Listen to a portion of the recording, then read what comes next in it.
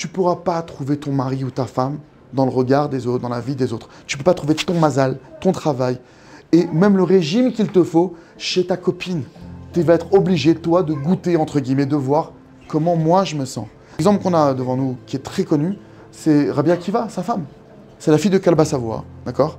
Son père, c'est un des plus riches de l'époque. Le père, il a un ouvrier qui est paysan, qui est analphabète. Il ne sait même pas lire. Il s'appelle Akiva. Elle voit en lui quelque chose d'énorme. Elle voit un potentiel énorme. Quand on en parle à son père, qu'est-ce qu'il dit son père? Mais ma putain, ma fille, tu te maries avec ce type-là, je te déshérite à la Macom. Tu n'es plus ma fille, tu n'es plus rien pour moi.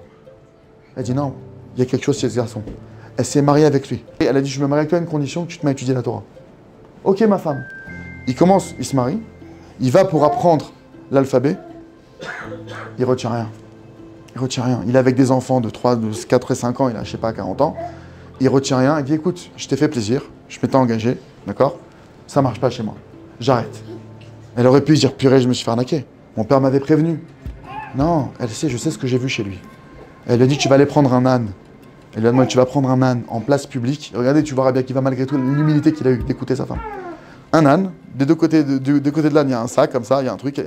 Tu vas mettre de la terre, ouais, et tu vas planter des trucs. Imaginez un truc, ça ne veut rien dire. C'est un âne, c'est un potager ambulant. Le truc, il écoute sa femme, il sait qu'il va se faire ridiculiser. Il vient sur la place du marché.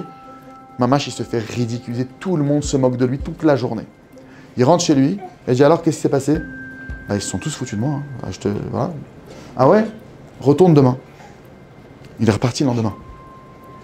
Ils se sont encore moqués de lui. Il rentre, alors qu'est-ce qui s'est passé? Bah, ils se sont moqués de moi. Comme hier? Non, moins qu'hier, parce qu'il y a des gens que ça y est, ils ont vu. D'accord, retourne encore le lendemain. Il est reparti une troisième fois. Le soir, il rentre, alors qu'est-ce qui s'est passé? Personne n'a calculé. Elle dit, bah c'est pareil, à l'école, la honte que tu as devant ces enfants, la gêne que tu as, le fait que tu n'arrives pas, ça va passer. Ça passera et tu vas aller au-delà de ça. Il a écouté sa femme, il est reparti, c'est devenu Rabbi Akiva. D'accord? Donc il y a des fois, si cette femme-là, elle ne s'était pas écoutée elle-même, vous imaginez ce qu'on aurait pu louper? C'est exactement ce qu'il a reconnu Rabbi Akiva quand il est revenu après 14 ans d'études. Imaginez ce qu'elle a subi. Elle est arrivée en guenille. C'est-à-dire qu'elle est arrivée comme une mendiante. Quand elle s'est approchée de Rabbi Akiva, que c'était devenu Rabbi Akiva, ses élèves, ils l'ont dégagé comme ça, ils ont vu une mendiante.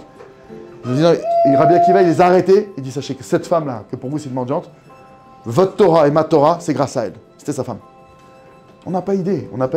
Mais vous comprenez une chose, que la fille de Kalba Savoie, qui était ultra riche, elle a renoncé à tout ce qu'elle avait. Parce qu'elle a cru en ce qu'Hachem, il a éclairé en elle. Mais si elle avait commencé à écouter ses copines, les réseaux, elle n'aurait jamais fait tout ça. Donc, il dit Rabbi Yoshua Pinto, qu'Hachem donne longue vie, la parnassa, le mazal de la personne, il est au-dessus de lui, et il veut rentrer en lui.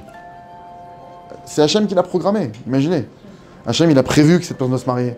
Il a prévu que cette personne doit avoir une parnassa. Hachem, il veut, c'est prévu. Donc le mazal, il a cette mission. Il dit, ah, ok, j'ai une mission, je dois rentrer dans cette personne. Maintenant, il dit Rav Pinto, il dit, mais quand la personne, elle est là, négative, ouais, dans les couples, c'est le balagan. Hein. Moi, ça me fait peur. Le travail, 35 de l'heure pour démarrer, on est quoi, des esclaves?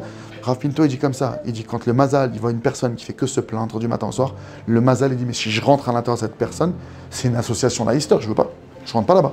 Ce que je vous dis là, c'est exactement la raison principale de notre exil actuel. On s'est plaint dans le désert, d'accord? On s'est plaint, le Midrash, il dit, Hachem, il nous dit, puisque vous vous êtes plaint pour rien, vous vous plaindrez, vous aurez toujours une raison de vous plaindre. Comme ça, c'est écrit. Bravo, je dis, mais quoi, c'est une malédiction jusqu'à la fin des temps? Non. Hachem, il te dit, tant que tu vas chercher une raison de te plaindre, je t'en donnerai une. Cherche une raison d'être contente, d'être content. Cherche une raison d'être heureux. Cherche ça. Focalise-toi là-dessus. Il faut pratiquer le remerciement tous les jours. La chanson Hachem, Idbar, Tamidovoti, chanter cette chanson, se mettre dans une dynamique, parce que c'est ça qui déclenche les choses. Je vous dis, le mazal, il est là. La parnassa, elle est là. C'est pas Hachem qui a bloqué. Tu comprends, ton père, il est milliardaire. Il veut te donner. Non seulement il veut te donner, mais tu crois vraiment qu'Hachem, il est content que tu n'es pas marié? Tu crois vraiment qu'Hachem, un père, quand il voit sa fille qui n'est pas mariée, vous savez le souci que ça lui fait? Mais il se fait du souci. Il veut que tu te maries. Mais alors pourquoi il ne te met pas en mazal? Et parce que toi, tu le bloques. Donc maintenant, comment je débloque? Remercie. C'est une avoda. Prends l'instant présent, travaille avec le remerciement. Remercie Hachem, fais misbar letoda. Chante pour Hachem. Si je ne prends pas en main ma vie, que je ne fais pas un travail d'émouna sur moi, les choses ne peuvent pas changer. Quelqu'un maintenant qui ne vient pas appliquer ce qui est écrit là-dedans, il va toute sa vie se comparer aux autres. Et Béhémet, Chas Shalom, ce que ça va générer, c'est qu'il va passer à côté de sa vie.